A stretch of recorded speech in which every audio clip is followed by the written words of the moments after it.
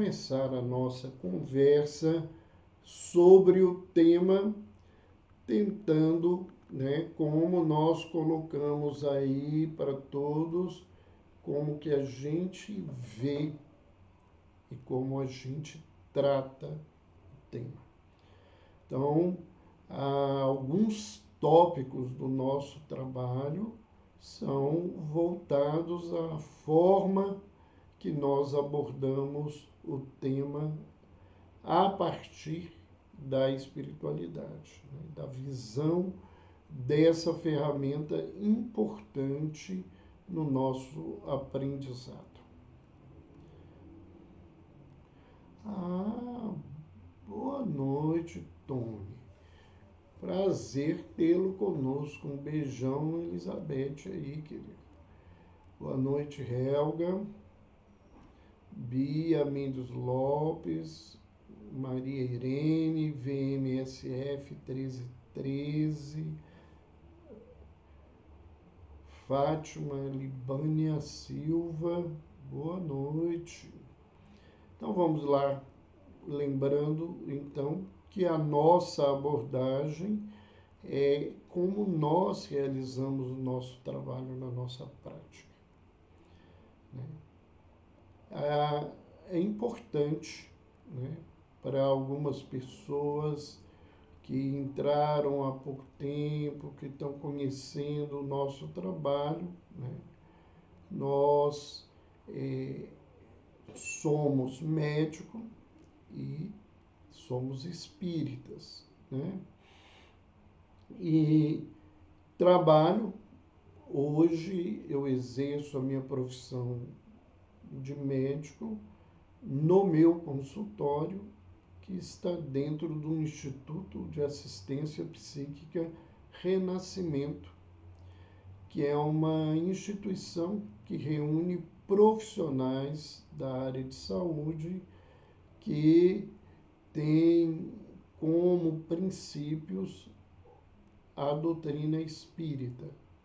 Ela não é uma clínica de espiritismo, nós não utilizamos para o proselitismo.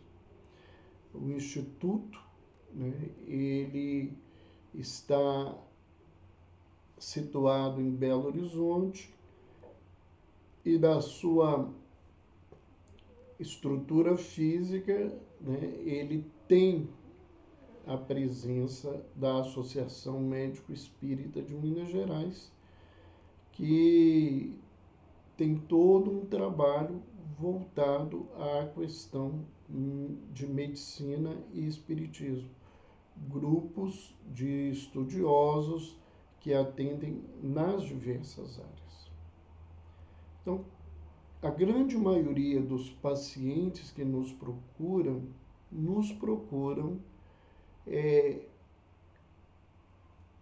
objetivando um tratamento convencional e com uma orientação no campo espiritual.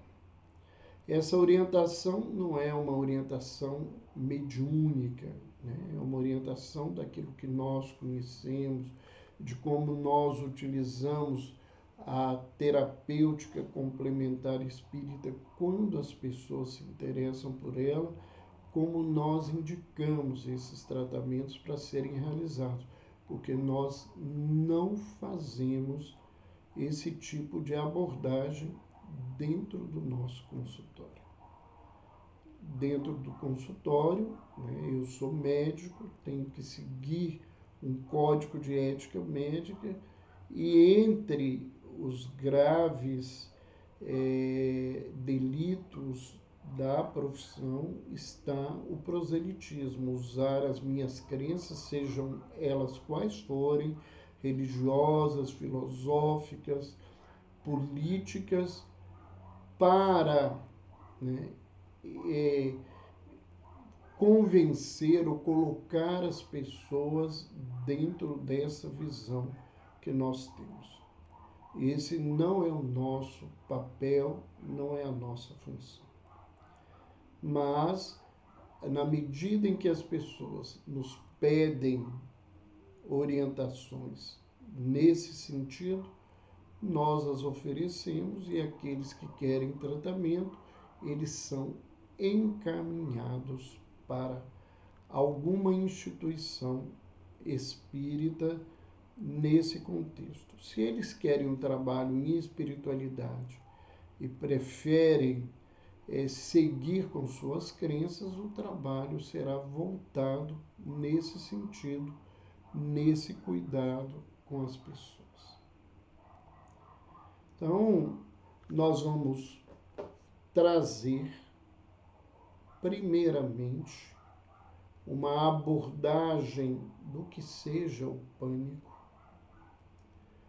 do que leva, do ponto de vista dos estudos da neurociência, dos estudos médicos, das evidências clínicas sobre, o pânico, como ele surge, o que acontece, como se caracteriza esse quadro e quais são as abordagens que nós podemos fazer.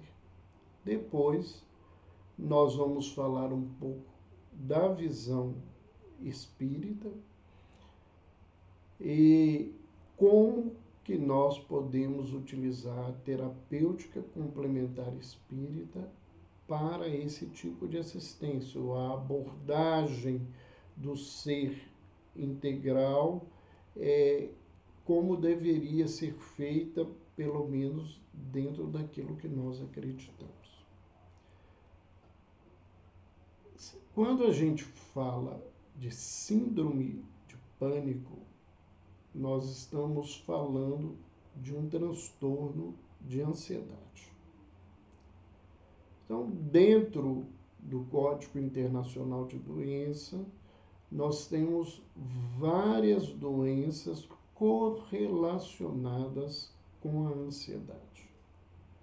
Então, nós temos os quadros de ansiedades generalizadas, nós temos os quadros mistos de depressão e ansiedade, nós temos os quadros de pânico, nós temos os quadros fóbicos, nós temos os transtornos obsessivos compulsivos, todos eles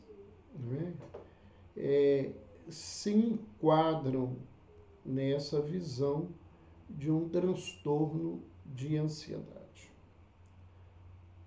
E algumas pessoas apresentam uma crise de pânico, um episódio único de pânico, sem ter outros episódios na sua história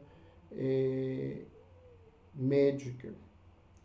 E nós encontramos pessoas que apresentam inúmeras crises de pânico e esses quadros, sim, são caracterizados como o pânico. Portanto, o pânico, ele é uma manifestação da ansiedade e, na nossa visão, a ansiedade é uma preocupação adoecida que se caracteriza por um exagero e, às vezes, por uma visão fantasiosa da realidade, e aí nós não estamos falando de delírio, mas da maneira como a pessoa aborda a realidade. Esse quadro, o pânico, ele é nitidamente diferenciado, ele se caracteriza por crises súbitas, então, de um momento para o outro, a pessoa entra em crise, ela pode estar nos lugares mais diferentes, fazendo as coisas mais diferentes da vida, ela pode estar acordada, ela pode acordar em crise de pânico. Então, essas crises acontecem a todo e qualquer momento na vida da criatura. Então, se eu nunca tive uma crise de pânico, isso não significa que eu não possa apresentar, em algum momento, uma crise ou entrar numa síndrome de pânico. Essas crises, elas geralmente não têm fatores desencadeantes aparentes. Alguns quadros, eles são induzidos por determinadas substâncias. E uma das substâncias que pode levar a um transtorno de pânico é a cannabis ou a maconha. Esses quadros, eles frequentemente eles são incapacitantes. Ou seja, durante a crise, a pessoa perde a capacidade de discernir e perde a capacidade de controle das suas emoções e dos seus comportamentos. O que a gente quer dizer com isso? Eu vou trazer um exemplo real, que eu acompanhei há muitos anos atrás, para a gente ver como que acontece essa crise. Então, o paciente estava no centro de Belo Horizonte, dirigindo no seu automóvel. Ele começou a sentir os sintomas, e agora mesmo nós vamos falar sobre essa sintomatologia, e ele entrou em desespero, ele perdeu o controle, ele tinha certeza que ele estava tendo um ataque cardíaco. Depois nós vamos comentar essa situação também. E que ele precisava com urgência de ser atendido por um médico, senão ele iria morrer. O que esse homem fez? Ele desligou o carro em plena rua, começou a gritar desesperado que ele estava morrendo. Sem nenhum controle da situação, ele entregou a chave para uma pessoa desconhecida. Nesse inteirinho, a polícia já estava presente ali, foi chamado o SAMU e ele foi levado para um hospital com a suspeita de um ataque cardíaco com iminente risco de morte. Então, ele perdeu a capacidade do raciocínio. Por que eu estou dizendo isso? Porque aquela não era a primeira crise. Ele perdeu o controle da coisa, ele entregou os documentos, o carro dele para alguém que ele desconhecia. No caso específico, a pessoa foi muito honesta e esse carro foi devolvido posteriormente. E ele perdeu a capacidade de discernir a situação e voltou a acreditar que estava morrendo.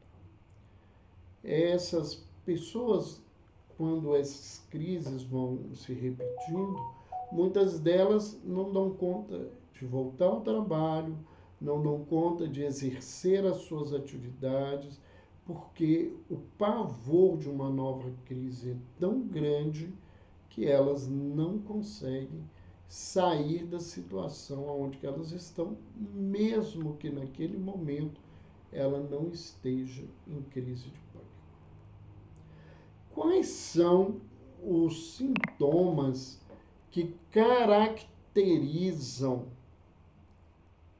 essa síndrome de pânico? O primeiro sintoma é a palpitação, é a taquicardia, o coração da pessoa dispara. Então, esse sintoma é muito importante a gente lembrar que culturalmente nós, a grande maioria de nós, temos muito medo dos sintomas que envolvem o aparelho cardiovascular. Por quê? Porque a leitura que todos nós temos é que as doenças do coração, elas são graves e matam.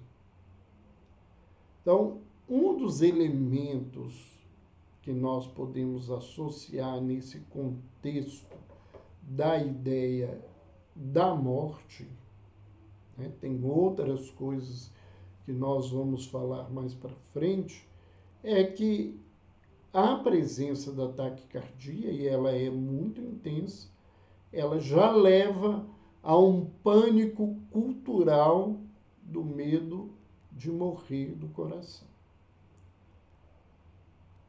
O problema da população em relação aos sintomas cardíacos é tão grande que muitas pessoas que vão a um cardiologista para uma avaliação de rotina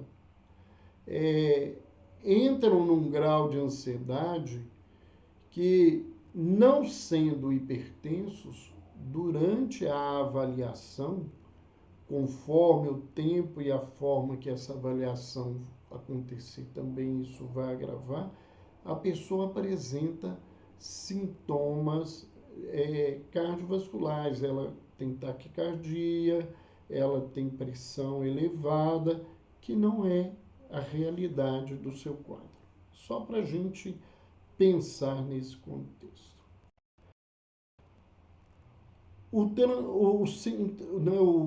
A crise de pânico, vamos falar do episódio em si, né? Ele é acompanhado, esse sintoma da palpitação é acompanhado de um outro sintoma, que são as dores no peito. Há uma pressão torácica, a pessoa pode apresentar, e muitas delas apresentam, tontura, né? Sensação de que estão tontas, que estão desequilibradas, que vão cair, de atordoamento, né? De não saber muito claramente como reagir e fazer naquele instante. Podem apresentar náuseas, têm dificuldade para respirar, né?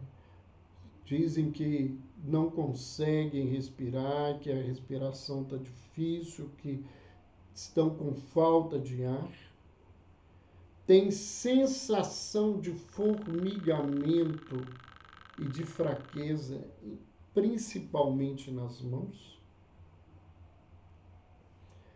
Elas apresentam também calafrios, outras apresentam ondas de calor.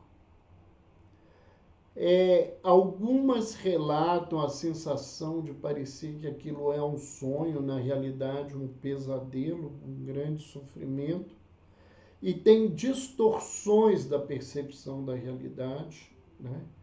Elas estão num lugar, mas elas não conseguem perceber as pessoas claramente, o contexto do que acontece, porque elas estão tão desesperadas, com medo de morrer, que não dão conta de lidar com esse contexto, né? Elas apresentam uma sudorese, né? Uma sudorese fria, principalmente das extremidades das mãos, dos pés, né? O Marlon Campos nos lembrou isso, e é uma verdade, mas é um outro dos sintomas que a gente ainda ia dizer. Ela tem sensação de terror, né? E ela tem um medo de perder o controle, de fazer algo embaraçoso. É comum elas relatarem que os grandes medos é de ficar louca ou de morrer, que a sensação é essa, que ela está entrando num quadro de loucura e ela não vai ter mais controle sobre ela, ou que ela vai morrer dentro desse contexto. Então, pensem bem, né, nessa quantidade de sintomas, o grande mal-estar que a pessoa vive. E ela não tem nenhum elemento, às vezes, claro, do que levou a ela a ter aquela crise de pânico. E aí a gente vê a narração dos pacientes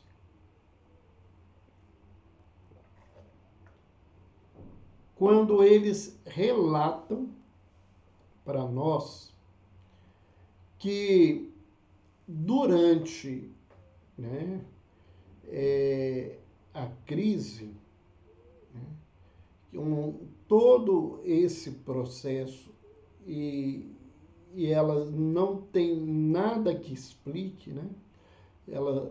É muito comum eles irem urgentemente, principalmente na primeira crise, são levados para o hospital de urgência, muitas vezes são encaminhados para a área cardiovascular, para o CTI, para até afastar esse contexto. Né?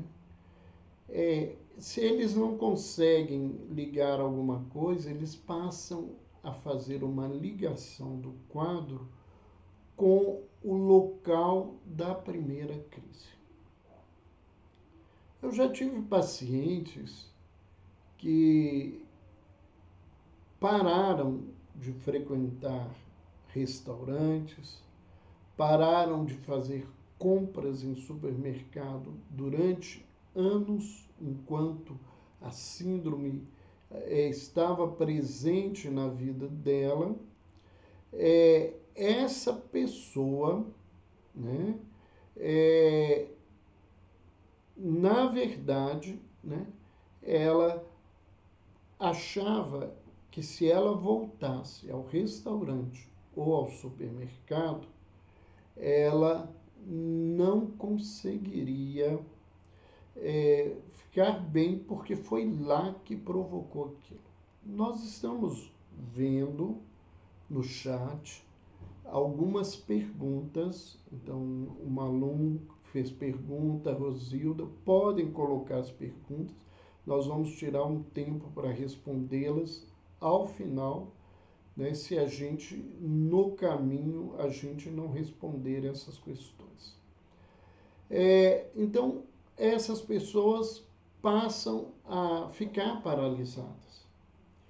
Uma paciente jovem teve a primeira crise de pânico dentro do metrô.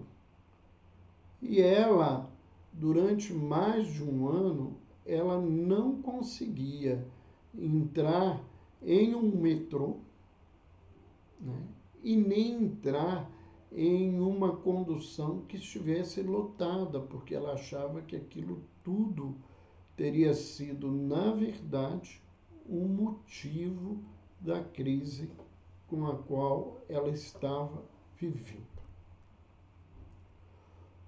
O que é, do ponto de vista acadêmico, a causa desse transtorno, né, que é o transtorno de pânico? Vamos lembrar, para aqueles que já conhecem sobre psiquiatria, sobre psicologia, e tentar explicar para as pessoas que são leigas que nenhuma das teorias vigentes no campo da saúde mental sobre a causa dos transtornos ou das doenças mentais, ela é capaz sozinha de explicar ou compreender o transtorno. Por que eu estou dizendo isso? Porque é importante que a gente tenha essa ideia. As pessoas, às vezes, têm acesso a informações na mídia, nas redes sociais, como se as explicações que estão presentes nos tratados de psiquiatria ou nas diversas escolas de psicologia, elas fossem, né, na verdade, as verdades sobre os motivos desses transtornos. Eu não estou falando só do pânico, eu estou dizendo de todos eles. Né?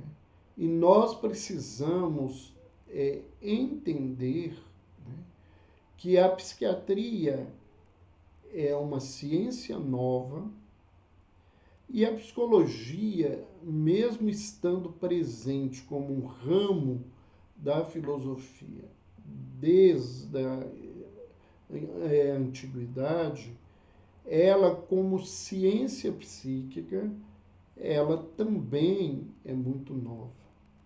A psiquiatria começou a dar alguns passos no final do século XVIII e, a partir de então, crescendo muito com as abordagens das neurociências, mas mesmo assim, nenhuma dessas abordagens são suficientes para esse contexto. E a psicologia, né, no final do século XIX, a partir dos estudos do William James, a partir dos estudos de Freud, e vamos seguindo aí à frente, e também não tem essas respostas definitivas para nenhum desses quadros. Então, o que eu vou levantar aqui são algumas evidências, vou levantar aqui algumas hipóteses, mas nenhuma delas explica ou compreende com clareza esses quadros. Então, nós temos vários modelos e eles ainda estão em pesquisa.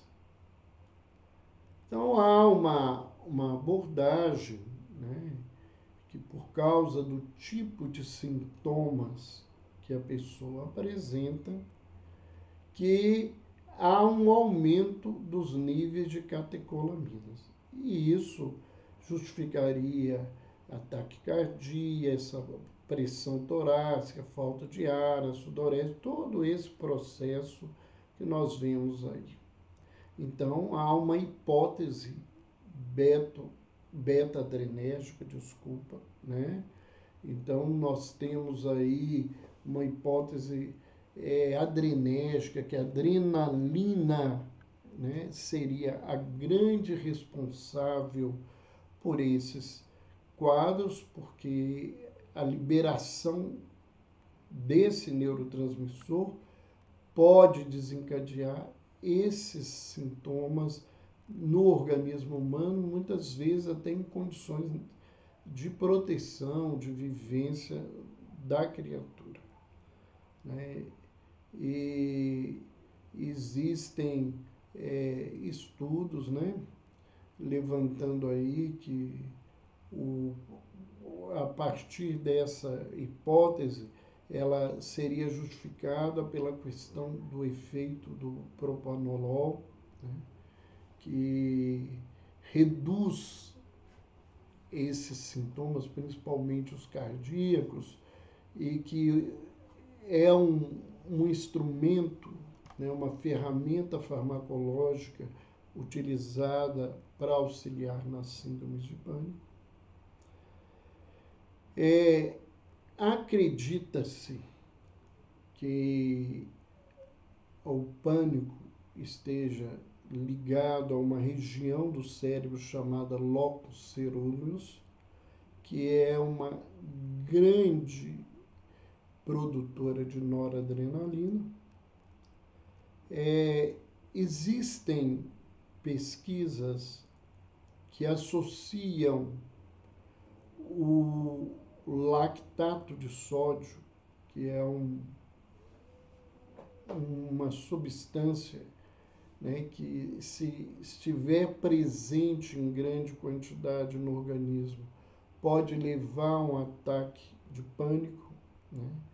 A aplicação de lactato de sódio em algumas pesquisas em pacientes que já tinham tido crises de pânico anteriormente, provocaram num grande número deles essas crises, né? Então, se levanta essa possibilidade, mas não há nenhuma prova que a quantidade em alguns alimentos, em alimentos industrializados, nós temos lactato de sódio, se aquela quantidade pode provocar isso.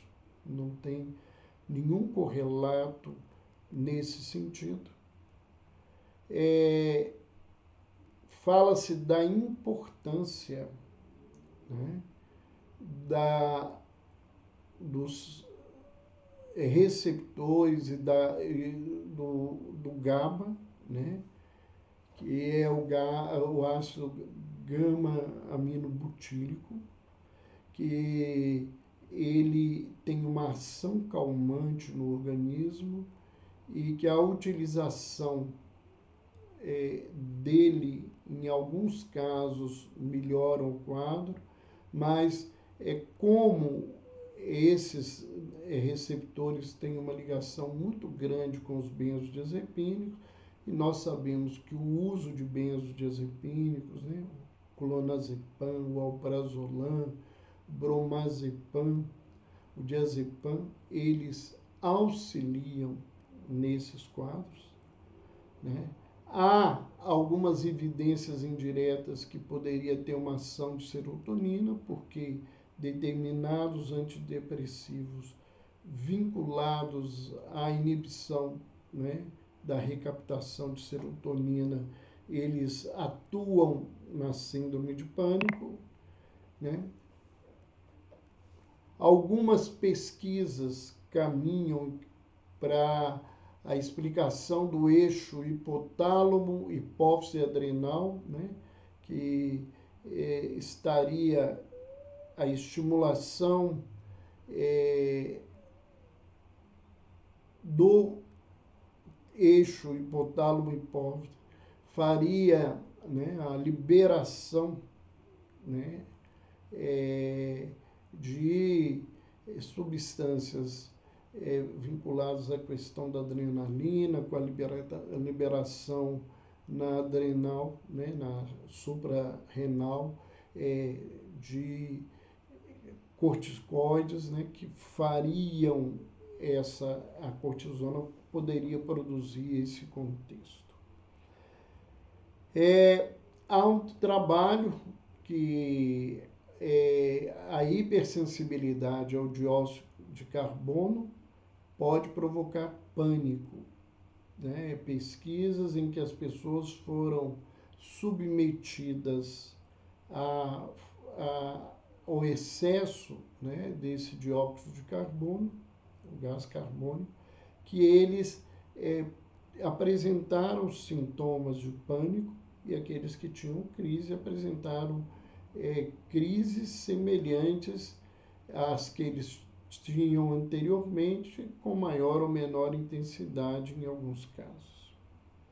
Então, há um trabalho que fala dos neurocircuitos do medo, né, que o pânico, né, a palavra pânico eu esqueci de lembrar, agora me veio aí a lembrança, né, vem do Pan, que na mitologia grega ele era meio homem, né, e meio animal, e nessa questão dele, né, ele saía brincando e assustando as pessoas.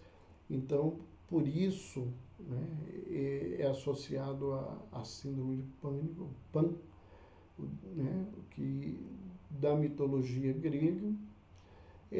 Então, acredita-se da possibilidade de que o pânico esteja vinculado aos chamados neurocircuitos do medo, onde o locus ceruleus tem uma ativação importante nisso tudo, levando a uma ativação respiratória do tronco cerebral, mudando todo esse contexto da respiração. O hipotálamo ativa, né, a hipófise, a suprarrenal, e a ativação também das áreas corticais mudam essa atividade cognitiva, incapacitando o indivíduo naquele momento de pensar, de conseguir se controlar. O certo é que nós estamos diante de modelos. Então, nós temos estudos que levantam que há uma influência genética moderada, ou seja, famílias que têm pânico, há uma probabilidade maior, não completa, do surgimento de pânico em outros parentes diretos da situação. Na tentativa da compreensão, não da explicação, né? Até agora nós tentávamos explicar anatomicamente, funcionalmente, através de substâncias, de estímulos, né? As teorias psicológicas, elas buscam compreender esses quadros. E aí nós vamos lembrar, é importante lembrar, a primeira teoria da neurose de ansiedade, do Freud, que fala sobre os impulsos sexuais proibidos, reprimidos pelo pré-consciente, né, pelo ego, e que esses impulsos, né, eles se manifestariam na ansiedade e, consequentemente, nas crises de pânico, né? Há também uma teoria estrutural, né, falando de conflitos intrapsíquicos, correlacionando a ansiedade com a vivência adoecida da separação na infância, né, da separação da criança com a figura materna e todo esse contexto, né, da estrutura de família. Nós temos aí as teorias de aprendizagem, né? Nós não podemos esquecer dos aspectos cognitivos, comportamentais. Então, se levanta que o pânico poderia ser um condicionamento por certos medos ambientais, que poderia ser frutos de incidentes traumáticos de sufocação que a pessoa teria vivido, e pode falar de distorções no pensamento de informações, né? Que essas ideias distorcidas que a pessoa traz do quadro levariam a uma manutenção da crise. Vamos então caminhar para uma visão e uma abordagem espírita, que foi, né, uma das propostas que apresentamos para falar hoje, né? Primeiro, da mesma forma que eu levantei sobre todos os modelos até agora falados, nós não temos um modelo fechado sobre pânico dentro da abordagem espírita.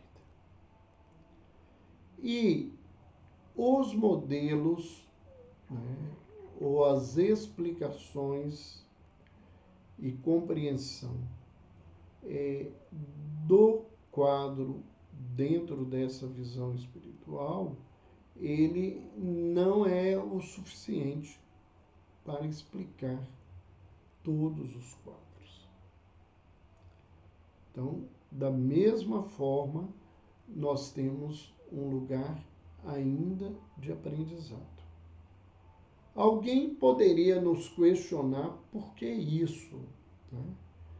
É muito comum, infelizmente, a gente ouvir pessoas religiosas, e no meio espírita não é diferente, colocarem aquilo que elas acham ou uma explicação que veio de um expositor ou de uma entidade espiritual e divulgarem e falarem disso como se fosse uma verdade absoluta.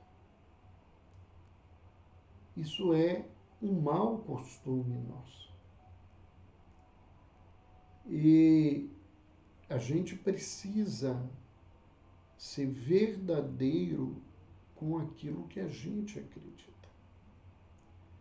Então, dentro dessa visão, eu tenho que ser claro para as pessoas que, da mesma forma que os modelos orgânicos, da mesma forma que os modelos psicológicos não são suficientes para explicarem todos os quadros, e assim os modelos de causa, de etiologia, não são suficientes até hoje, isso também acontece na doutrina espírita.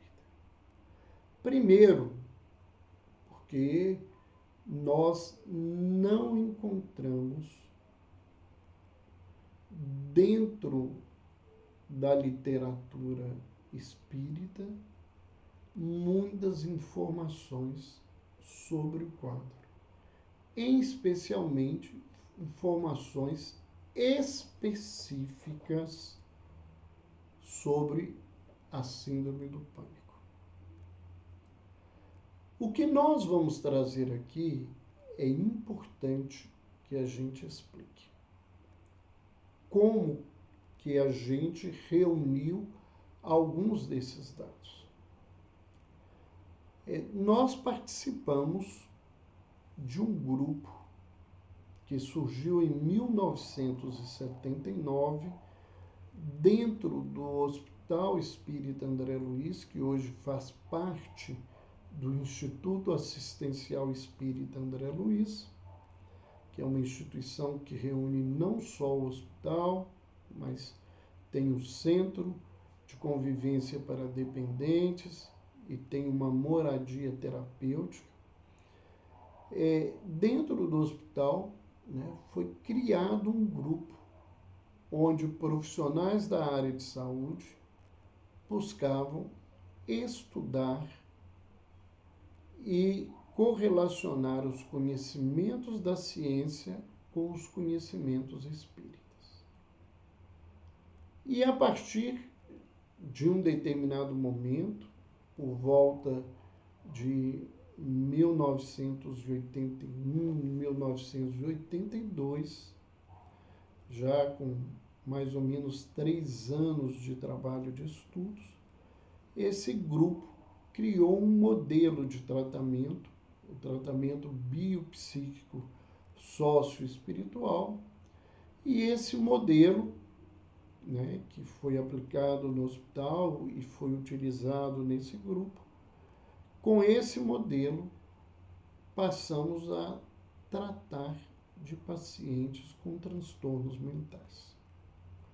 Num período determinado, porque esses trabalhos de tratamento duravam aproximadamente 1 ano, né, envolvendo paciente, família, uma abordagem médica, uma abordagem psicológica, às vezes uma abordagem social e uma abordagem espiritual, com assistência espiritual através da mediunidade, tanto que esses tratamentos não são cobrados, porque envolvem a questão do trabalho mediúnico.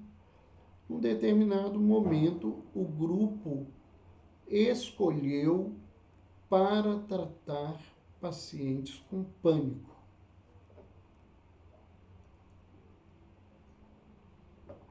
Então, o grupo buscou estudos que correlacionassem o tema e, durante o tratamento espiritual, propriamente dito, de assistência a essas pessoas do ponto de vista da mediunidade, os espíritos que orientam esse grupo foram oferecendo alguns dados para avaliação do grupo quanto à possibilidade de serem aceitos ou não dentro dos estudos que os próprios profissionais faziam. Então, primeiramente, há no modelo organicista a questão genética, né? E nesse modelo, nós temos, né, todas as vezes que nós falamos de uma herança genética, do ponto de vista da leitura espírita, nós estamos falando de uma herança espiritual. Nós entendemos que as pessoas, né, os espíritos, na sua jornada, eles cometem determinados desenganos ou eles têm determinadas vivências traumáticas. Essas vivências demarcam o mundo mental e emocional dessas criaturas. Essas alterações caminham para o corpo espiritual, para o perispírito, dentro da abordagem doutrinária. E essas marcas é que fazem, do ponto de vista de uma ressonância psíquica, a escolha, né, de uma carga genética materna e paterna que sejam compatíveis com as necessidades na nova encarnação dessa criatura. Tanto de aptidões importantes, quanto de propensões, às vezes, ao adoecimento.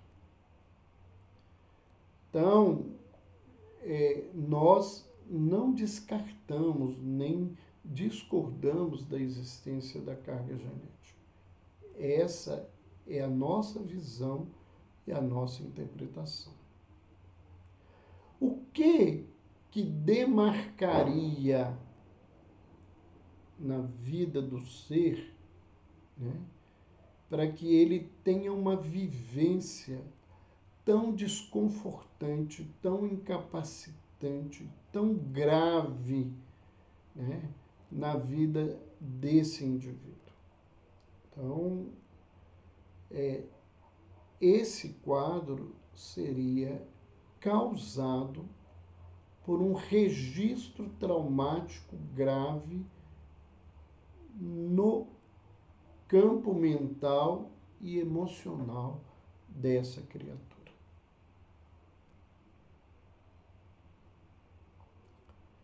Quais seriam esses registros traumáticos graves que poderiam levar a essa síndrome, né, que é esse transtorno de pânico? Então, uma explicação que se apresenta, né, nessa literatura e nessas informações é que estariam vinculados a desencarnações em vidas passadas traumáticas, com uma presença imensa de 3 tipos de sentimentos: ódio, vingança e culpa.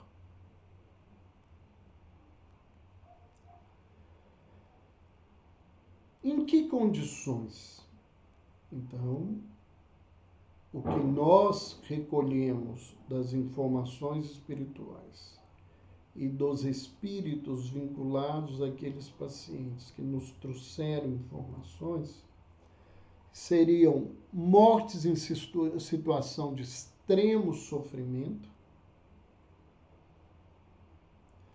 cujo trauma fica demarcado na criatura e ela não conseguiu exonerar essa energia traumática do seu ser, né? E ao vivenciar determinada coisa que remete àquela situação, mesmo que inconsciente, ele volta a esse sofrimento. Uma outra situação traumática grave seria criaturas que foram, em outras vidas, enterrados vivos. E aí nós temos 2 condições que anteriormente eram muito comuns. Nós tínhamos os quadros, né, de narcolepsia, que não eram muito claros, em que a pessoa tinha aparentemente, né, aparentavam que estavam mortas. E elas, como não haviam um conhecimento clínico desse tipo de quadro, e isso acontecia, eles eram enterrados vivos. Isso é muito claro em avaliações posteriores de quadros em que as pessoas que tinham esse quadro, que a pessoa que sabia não estava no momento, e que quando ela foi enterrada, ao tentar fazer uma avaliação, encontraram marcas de unhas no caixão, porque a pessoa tentou se salvar, né, com a falta de ar, ela morre sufocada. E do ponto de vista espiritual, há também relatos de acompanhamento de espíritos por causa da culpa, por causa de não conseguirem se afastar do corpo, da decomposição do corpo físico. O espírito ficaria vinculado àquelas imagens e àquelas sensações. Ainda nesse contexto, né, no aprendizado que a gente foi recolhendo, ele seria desencadeado de maneira espontânea, né, inconsciente, por um contato com algum elemento da realidade que despertaria essa lembrança anterior. Então, um momento, uma experiência, um cheiro, um medo, algo que acontecesse ali, ou ele poderia ser induzido por alguma entidade espiritual. Então, alguns casos atendidos nesse grupo, os espíritos foram tratados, afastados, e essas pessoas passaram a não apresentar mais os quadros e a nem necessitarem, posteriormente, depois de um momento de desmame, de coisa, de uso de medicação. E alguns deles, até hoje, não tiveram mais crises de pânico, o que aconteceu durante anos na sua vida, incapacitando-as muitas vezes para o trabalho, para uma vivência social tranquila. Dentro da abordagem que nós fazemos nós lembramos sempre, né, que se é um transtorno de ansiedade, né, e a preocupação é uma emoção natural da vida, não tem sentido a gente querer acabar com a ansiedade da criatura. Ela vai estar presente e nos dias de hoje muito mais. Então, o remédio, nós não temos nenhum remédio que aborte as crises e desapareça com o quadro. Os medicamentos se constituem num alívio, e se a pessoa não busca uma ajuda de autoconhecimento, de entendimento, né, uma psicoterapia, ou se utilizar de ferramentas de espiritualidade que auxiliam esse autoconhecimento, elas não vão conseguir sair da situação. Então é importante lembrar que existem recursos hoje para lidar com a ansiedade que são muito mais importantes do que os medicamentos. Acontece que nós temos uma indústria farmacêutica muito forte e essa indústria estimula o uso da medicação. Muitos profissionais, por uma abordagem orgânica reducionista, veem todos os motivos do adoecimento no corpo. Então, isso dá a falsa ideia que existem remédios que resolvem todos os problemas humanos, né? O que é falso. Nós hoje sabemos que isso não acontece, não acredito que isso vai acontecer, porque as questões psíquicas, né, as vivências espirituais do ser na sua jornada, que produzem um corpo alterado ou alterações físicas, e não o contrário dentro da abordagem que nós fazemos. Então, exercícios respiratórios, meditação, visualização terapêutica, a oração, né? Não é repetição de prece, é a oração como transformação pessoal. Tudo isso são recursos muito mais importantes do que o uso do medicamento. Então, hoje, Mindfulness, que utiliza essas terapêuticas orientais, né, um método de tratamento que foi criado na Universidade de Harvard, esse trabalho é muito mais importante do que o medicamento. Do ponto de vista das evidências clínicas, o que é apresentado como um recurso importante é a terapia cognitiva comportamental. Isso não significa, e a gente não apreende dessa forma, que as outras psicoterapias não possam auxiliar as pessoas. O que a gente vê é que os estudos envolvendo pesquisas, por serem da escola americana, e a terapia cognitiva comportamental, ela tem maior facilidade de ser abordada de uma forma de estatística, ela tem mais trabalhos produzidos nesse contexto. Eu entendo que num primeiro momento ela pode ser aliviadora.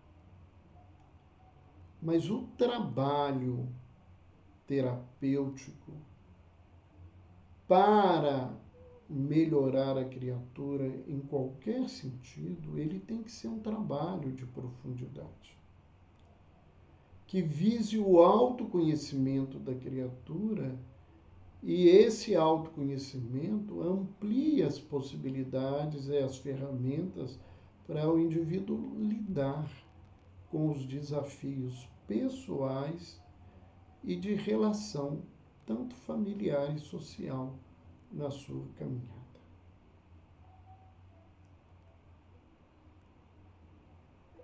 Na nossa experiência e na experiência dentro do Instituto Renascimento, nós acompanhamos inúmeros casos de síndrome de pânico que foram tratados pela terapia de vivências passadas, que não é uma terapêutica espírita, porque as pessoas confundem isso e não é uma verdade.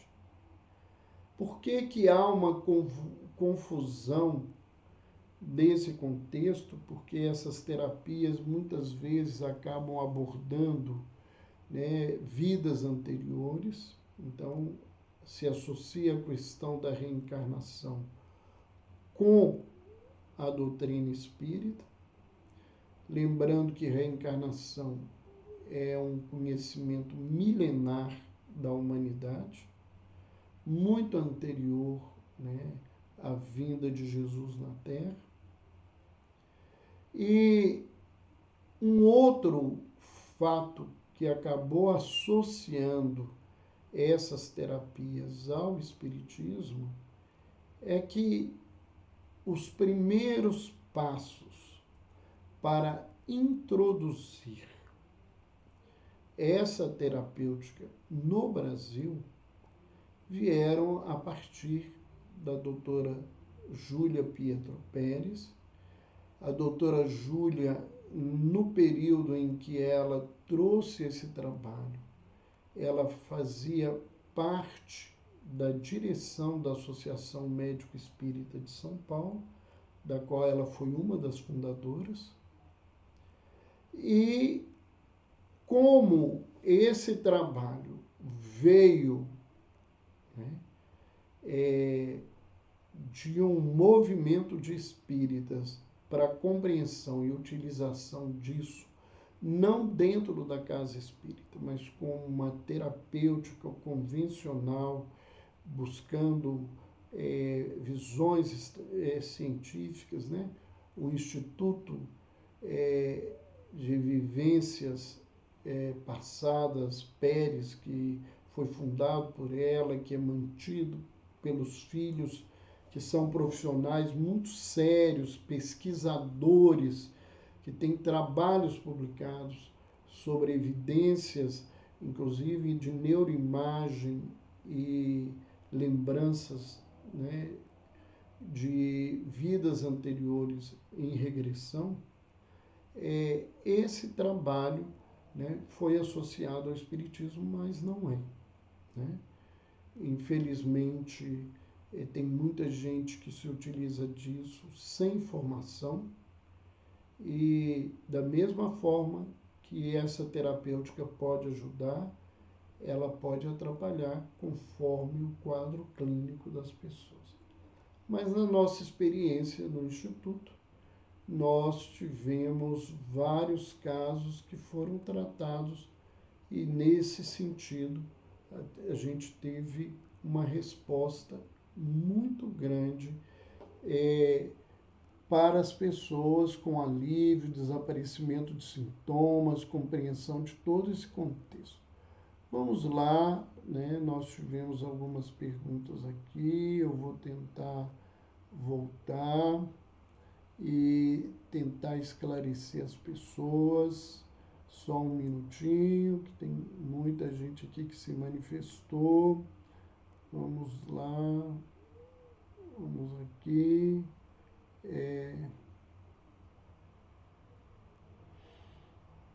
Vamos às perguntas agora.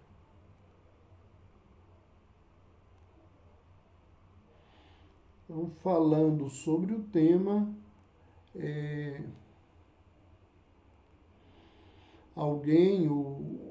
o Marlon Campos, disse que a live já havia iniciado, mas que ele acertou em cheio, porque já sentiu muito isso, tem uma situação horrível, sensação de morte iminente, isso é realmente. A live já tinha se iniciado, ela vai ficar gravada no Instagram, mas ela vai para o nosso canal no YouTube. E se você não conhece, ou as pessoas que estão nos acompanhando não conhecem o nosso canal, Dr. Roberto Lúcio, YouTube, Saúde Mental e Espiritualidade. Nós temos dezenas de palestras, nossas lives, alguns temas curtos de reflexão que nós colocamos lá. Se você não conhece, acesse o canal, se inscreva, isso é importante, né? Coloquem lá se gostaram, não gostaram, isso nos ajuda a avaliar o nosso trabalho. Coloquem, né, a notificação do sininho para que sejam avisados, porque toda semana a nossa equipe coloca um tema novo, uma palestra, um evento que nós realizamos para conhecer sobre esse tema. Mas aqui na frente, como vamos saber quando realmente for um infarto? Olha, o infarto ele tem características claras, clínicas, né? A pessoa não sabe disso, né? Ela precisa de um profissional especializado, um profissional que trabalha com urgência, um profissional que trabalha com cardiologia, para fazer essa avaliação, né? Então, o indivíduo que sente, ele sente e acredita que ele está tendo um infarto. Então ele vai ser levado para ser assistido. Eu falo que vai porque o desespero da família é tão grande, ele desespera tanto as pessoas que ele acaba dentro de um hospital. A Rosilda perguntou assim: quando vejo uma pessoa que trabalha com ela e sinto o coração disparar, é pânico? Não. Isso é um outro contexto, Rosilda. Esse disparo, ele pode falar de ansiedade, e essa ansiedade pode envolver questões positivas ou negativas. Uma pessoa apaixonada por alguém, ela pode ver alguém e o coração disparar. Alguém que tem medo de uma criatura, né, que essa criatura causa de algum modo, algum tipo de pavor, ela pode ter o coração disparado.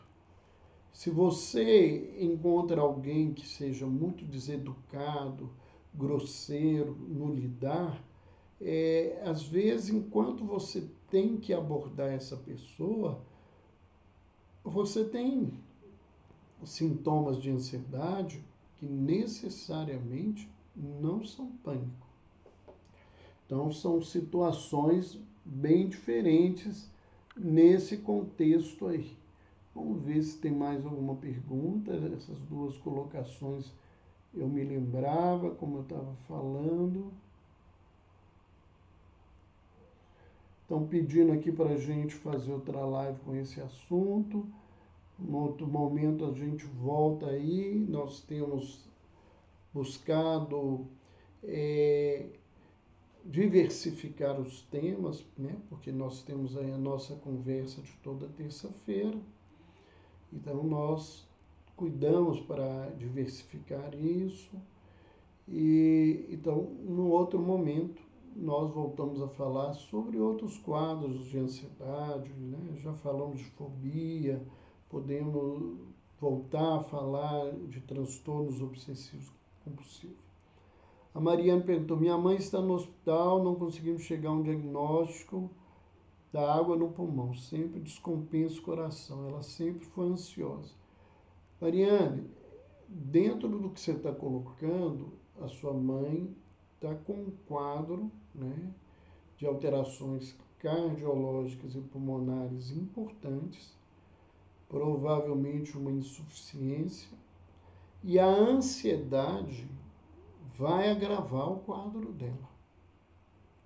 Vai agravar o quadro dela, né? Mas esse quadro não é um quadro de ansiedade. A Lilian Cristiane pergunta qual a relação entre fobia e pânico. O pânico é um medo de algo que você não sabe o que é.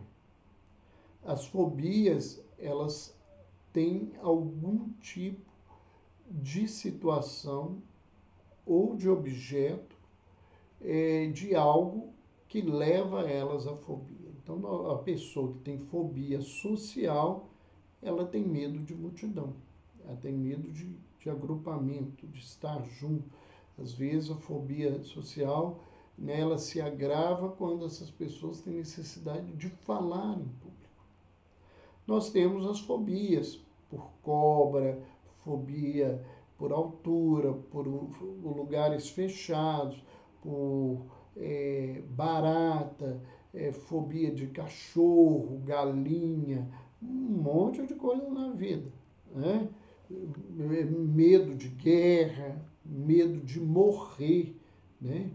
Mesmo, né, que provoca o indivíduo, ele passa o tempo todo, qualquer coisa que ele sente, o que acontece com ele, ele acha que vai morrer, então ele entra numa ansiedade grande, mas não é o pânico, não é que ele teve a crise, ele tem o medo de morrer, né? Então essa situação é uma coisa nesses fatos, né? A Mariana, pode ser crise de pânico? Não acredito, né? A crise de pânico é uma outra situação. A Dulce Melo pergunta se crise de pânico com sensação de loucura e não morte pode falar a respeito da loucura? Não. Né? Esses são um dos sintomas, né? Necessariamente não é porque a pessoa tem medo de loucura que ela vai ficar louca. Ela pode ter medo de loucura por ter convivido com situações em que ela perdeu esse controle emocional numa outra vida, ou ela conviveu com pessoas com quadros de transtorno mental que causaram traumas muito grandes na vida dela. Mas necessariamente não tem essa ligação. Não eram essas as perguntas que foram colocadas aqui. Nós estamos agradecendo os comentários, os agradecimentos. Quem não conhecia, nós estamos todas as terças-feiras às 20 horas, ao vivo, pelo Instagram, depois vai para o nosso canal no YouTube, né? Ou fica gravada no Instagram. Lá no YouTube, né, é mais fácil de acessar, porque lá tem inúmeras palestras, algumas delas que nem foram realizadas através do Instagram. Então, nós estamos, mais uma vez, obrigado pela atenção, pela presença. Se gostaram, se curtiram, recomende às pessoas que têm algum problema nessa área, que trabalham com isso, para assistirem. E fiquem com Deus. Um beijo no coração e até a próxima terça-feira.